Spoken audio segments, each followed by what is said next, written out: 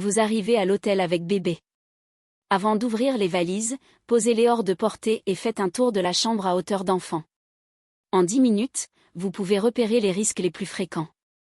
Voici la checklist, dans l'ordre. Premier point, les prises accessibles. Emportez des cache-prises adaptées au pays. Si une prise ne peut pas être protégée correctement, empêchez complètement bébé d'y accéder. Deuxième point, le balcon. Gardez la porte fermée et verrouillée. Éloignez les chaises et les petites tables de la rambarde. Même si vous restez dans la chambre, bébé ne doit jamais accéder seul au balcon. Troisième point, les cordons de store. Aucune chaîne, boucle ou ficelle ne doit pendre à hauteur d'enfant. Fixez-la réellement hors de portée, ou demandez une chambre équipée d'un store sans cordon. Quatrième point, la télé et les meubles bas. Testez doucement leur stabilité. Si la télé, la commode ou la table bouge, éloignez le lit parapluie et prévenez la réception.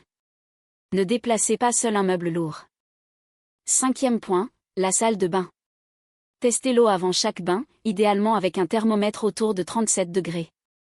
Ne laissez jamais bébé seul dans l'eau, même quelques secondes. Sixième point, les produits dangereux. Fer, bouilloire, capsules de café, médicaments et produits ménagers doivent aller dans un placard haut et fermé. Vérifiez aussi le minibar et débranchez les appareils inutilisés. Septième point, les angles durs et les surfaces en verre. Utilisez de vrais protège-coins, puis libérez le passage entre le lit, la salle de bain et la porte. Rien ne doit traîner au sol. Huitième point, la porte d'entrée. Activez le verrou secondaire placé en hauteur.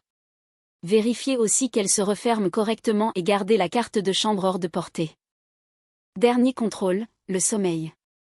Bébé sur le dos, dans un lit parapluie vide, sur un matelas ferme avec un draus. Pas d'oreiller, pas de couverture libre, pas de jouets. La chambre est prête.